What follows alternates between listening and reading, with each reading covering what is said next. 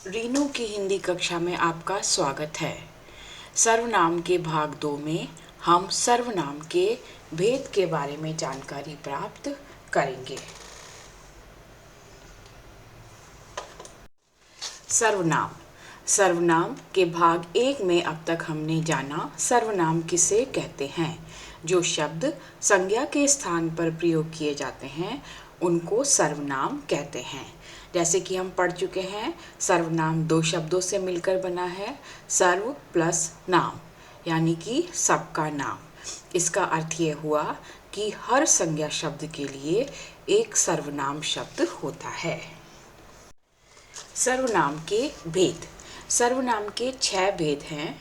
पुरुषवाचक सर्वनाम, निजवाचक सर्वनाम, निश्चयवाचक सर्वनाम, अनिश्चयवाचक सर्वनाम, संबंधवाचक सर्वनाम और प्रश्नवाचक सर्वनाम। अब हम इनको विस्तार से समझते हैं। पुरुषवाचक सर्वनाम। पुरुषवाचक सर्वनाम शब्द वो शब्द होते हैं जो बातचीत के दौरान प्रयोग किए जाते हैं, यानी कि बातचीत में शामिल व्यक्तियों के लिए बोले जाने वाले शब्द पुरुषवाचक सर्वनाम कहलाते हैं। पुरुषवाचक सर्वनाम 3 प्रकार के होते हैं: उत्तम पुरुष, मध्यम पुरुष, अन्य पुरुष। उत्तम पुरुष में वो सर्वनाम शब्द आते हैं जो हम बातचीत करते समय अपने लिए प्रयोग करते हैं, जैसे कि मैं, हम। मध्यम पुरुष में वो सर्वनाम शब्द आते हैं जो हम उस व्यक्ति के लिए प्रयोग करते हैं जिससे हम बात कर रहे हैं, जैसे कि तुम और आप। अन्य पुरुष में वो सर्वनाम शब्द आते हैं जो उस व्यक्ति के लिए प्रयोग किए जाते हैं जिसके बारे में बात की जा रही है, जैसे कि वह और यह। अगर मैं अपने मित्र से बात कर रहा हूँ तो मैं अपने लिए जो शब्द प्रयोग करूँगी वो उत्तम पुरुष होंगे। मित्र के लिए जो सर्वनाम शब्द प्रयोग करूँगी वो मध्यम पुरुष होंगे। और जब हम दोनों अपने तीसरे मित्र की बात कर रहे हैं और उसके बारे में जो शब्द प्रयोग किए जाएंगे वो अन्य पुरुष कहलाएंगे। यहाँ कुछ उदाहरण इस प्रकार हैं: दादी आप पानी लेंगी, तो आप पुरुषवाचक सर्वनाम है क्योंकि बच्ची दादी से बात कर रही है। मैं पौधे लगा रहा हूँ, यहाँ मैं पुरुषवाचक सर्वनाम है। आप मध्यम पुरुष है और मैं उत्तम पुरुष है। कुछ अन्य उदाहरण इस प्रकार से हैं: वह खाना खा रही है, यहाँ वह सर्वनाम शब्द है और यह अन्य पुरुष है। तुम भी साथ चलो, तुम सर्वनाम शब्द है और मध्यम पुरुष है। यहाँ मैं, आप, तुम, वह, ये सारे शब्द पिछले वाक्यों में आए और ये सर्वनाम के उदाहरण हैं। अगला सर्वनाम का भेद है निजवाचक सर्वनाम। निज मतलब अपना, खुद के लिए। तो जो सर्वनाम शब्द व्यक्ति के खुद के बारे में बताते हैं उसको निजवाचक सर्वनाम शब्द कहते हैं। प्राय निजवाचक सर्वनाम में 3 प्रकार के 3 ही शब्द देखने को मिलते हैं अधिकतर। मैं अपने आप भोजन करती हूँ, या अपने आप, स्वयं और खुद। ये 3 शब्द निजवाचक सर्वनाम के उदाहरण हैं प्राय करके। पहला उदाहरण है मैं अपने आप भोजन करती हूँ। यहाँ लड़की अपने बारे में बता रही है कि मैं अपने आप भोजन करती हूँ। मैं स्वयं अच्छा क्रिकेटर हूँ।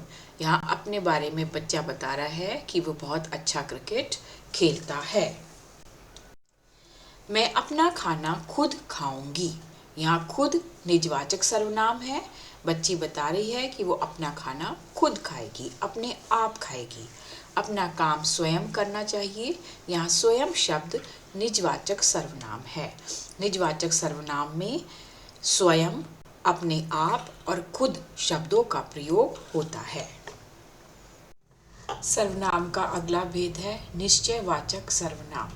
निश्चयवाचक सर्वनाम वो सर्वनाम शब्द होते हैं जब हम किसी निश्चित वस्तु या व्यक्ति के बारे में बात कर रहे होते हैं। उस समय जिन सर्वनाम शब्दों का प्रयोग होता है उन्हें निश्चयवाचक सर्वनाम कहते हैं। मतलब हम उस बात के लिए बिल्कुल निश्चित होते हैं कि हम जिसके बारे में बात कर रहे हैं वो बिल्कुल सही है, निश्चित है कि हम बिल्कुल सही कह रहे हैं। जैसे उदाहरण के लिए, यह मेरी गेंद है, यह मेरी माँ है। यहाँ पर यह शब्द निश्चयवाचक सर्वनाम है। यह शब्द पुरुषवाचक सर्वनाम में भी आता है, लेकिन यहाँ हम यह बता रहे हैं कि यह मेरी गेंद है। हम बिल्कुल निश्चित हैं इस बात से, तो यहाँ यह शब्द निश्चयवाचक सर्वनाम हो गया। कुछ और उदाहरण इस प्रकार हैं, यह मेरी किताब है, वह मेरा भाई है। यहाँ पर यह और वह शब्द एक निश्चित वस्तु और एक निश्चित व्यक्ति की ओर संकेत कर रहे हैं, इसलिए ये निश्चयवाचक सर्वनाम शब्द है। सर्वनाम का चौथा भेद है अनिश्चयवाचक सर्वनाम। यहाँ उन सर्वनाम शब्दों की बात की जाती है जो हम उस व्यक्ति या वस्तु के लिए प्रयोग करते हैं जिसके लिए हम निश्चित नहीं होते, हम अनिश्चित होते हैं, इसलिए इन्हें अनिश्चयवाचक सर्वनाम शब्द कहते हैं। जैसे उसने बहुत दिनों से कुछ नहीं खाया। उसने कुछ नहीं खाया, क्या नहीं खाया ये नहीं पता, पर उसने कुछ नहीं खाया है, तो कुछ शब्द अनिश्चयवाचक हुआ। उसे कोई बचाओ, कोई एक बच्चा डूब रहा है, उसको आकर कोई बचाएगा, लेकिन कौन बचाएगा ये नहीं पता, इसलिए हम क्या कह रहे हैं, उसे कोई बचाओ। तो यहाँ कोई और कुछ अनिश्चयवाचक सर्वनाम हैं। अनिश्चयवाचक सर्वनाम के कुछ और उदाहरण इस प्रकार हैं, ग्लास में कुछ पड़ा है। ग्लास में कोई चीज़ पड़ी हुई है, लेकिन क्या है नहीं पता, हम अनिश्चित हैं, इसलिए कह रहे हैं कुछ पड़ा है।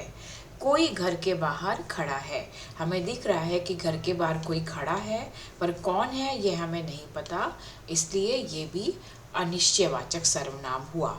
तो कोई और कुछ जो है वो अनिश्चयवाचक सर्वनाम शब्द के उदाहरण हैं। सर्वनाम का पांचवा भेद है संबंधवाचक सर्वनाम। संबंधवाचक सर्वनाम सदैव दो होते हैं, एक वाक्य में दो होते हैं और ये दोनों एक दूसरे से जुड़े होते हैं। ये पहले वाक्य का दूसरे वाक्य से संबंध बताते हैं। जो शब्द वाक्य में आए संज्ञा या सर्वनाम शब्द से संबंध बताते हैं उनको संबंधवाचक सर्वनाम कहते हैं। इसको संबंध बोधक सर्वनाम भी कहा जाता है। उदाहरण के लिए, उस लड़के के पास जो पुस्तक है वह रवि की है। तो यहाँ जो और वह जो है वो पुस्तक और रवि में संबंध बता रहे हैं, दो संज्ञाओं के बीच संबंध बता रहे हैं। जो मेहनत करेगा सो फल पाएगा। तो यहाँ पर जो और सो संबंधवाचक सर्वनाम है। एक सर्वनाम के बिना दूसरा अधूरा होता है। अगर हम सिर्फ इतना पढ़ें कि जो मेहनत करेगा, तो हम स्वाभाविक रूप से इंतज़ार करेंगे कि इसके आगे क्या कहा जाएगा। तो जो और वह, जो और सो यहाँ पर संबंधबोधक या संबंधवाचक सर्वनाम है। इसके कुछ और उदाहरण, जो खेल रहा है वह मेरा भाई है।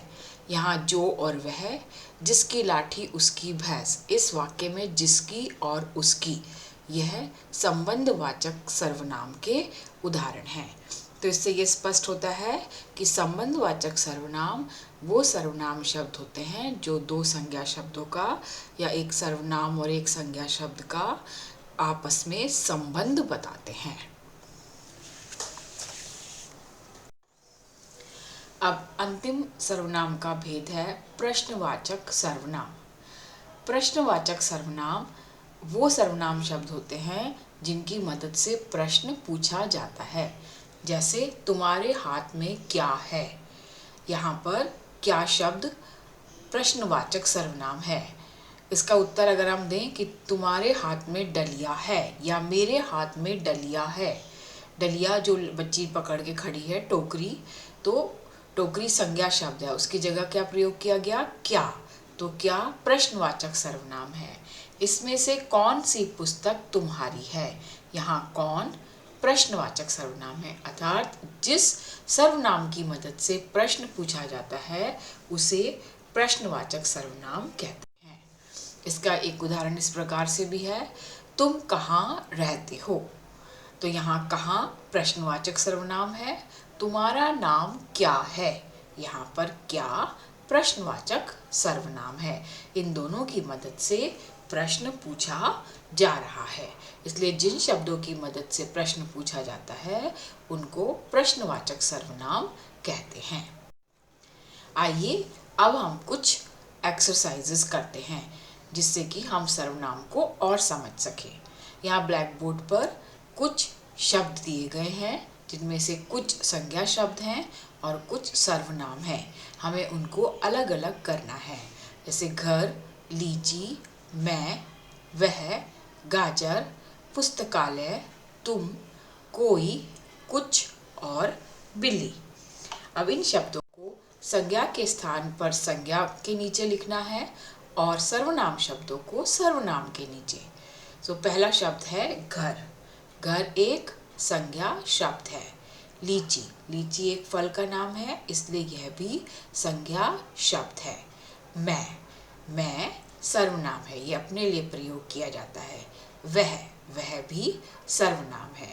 गाजर, गाजर एक संज्ञा शब्द है। पुस्तकालय, पुस्तकालय भी संज्ञा शब्द है। तुम, यह सर्वनाम शब्द है। कोई अनिश्चयवाचक सर्वनाम शब्द है। कुछ भी अनिश्चयवाचक सर्वनाम शब्द है और बिल्ली संज्ञा है। इस तरह से हमने इन शब्दों को अलग अलग कर लिया कि कौन से संज्ञा शब्द हैं और कौन से सर्वनाम शब्द हैं। अगली एक्सरसाइज कुछ ऐसे है। सही सर्वनाम शब्द लिखकर वाक्य पूरे करें और वह सर्वनाम शब्द किस संज्ञा के स्थान पर आया है यह भी लिखें या बताएं। तो मैंने ये किस संज्ञा के लिए सर्वनाम शब्द आए हैं मैंने पहले से लिखे हुए हैं। अब हम खाली स्थान भरेंगे। हरी अपना कमरा स्वयं साफ करता है, तो स्वयं शब्द हरी के लिए आया है। कबूतर उड़ रहा था कि उसे जमीन पर दाना दिखाई दिया, तो उसे शब्द कबूतर के लिए आया है। शेरनी के पैर गद्देदार होते हैं, जब वह चलती है तो आवाज नहीं होती। यहाँ वह शब्द शेरनी के लिए आया है। विदित ने माँ से कहा, मैं तो आज हलवा पूरी खाऊंगा। यहाँ मैं शब्द विदित के लिए आया है। अध्यापिका ने बच्चों से कहा, तुम सब आज समूह गान का अभ्यास करो। यहाँ तुम सब शब्द बच्चों के लिए प्रयोग किया गया है। अगली एक्सरसाइज कुछ इस प्रकार है। दिए गए वाक्यों में सही सर्वनाम शब्द भरना है। ध्रुव ने कहा कि डैश साइकिल चलाना सीख रहा है, कि वह साइकिल चलाना सीख रहा है। मानसी ने बताया कि डैश कहानी सुनना पसंद है, कि उसे कहानी सुनना पसंद है। जय ने विजय से पूछा कि आज क्रिकेट कौन कौन खेलेगा। यहाँ खाली स्थान में हमने प्रश्नवाचक सर्वनाम भरा है, कौन कौन। दरवाजे पर कोई आया है। मैं दादाजी के साथ घूमने जाता हूँ, तो यहाँ वह, उसे, कौन कौन, कोई और मैं, ये सर्वनाम शब्द हमने खाली स्थान में भरे। धन्यवाद बच्चों।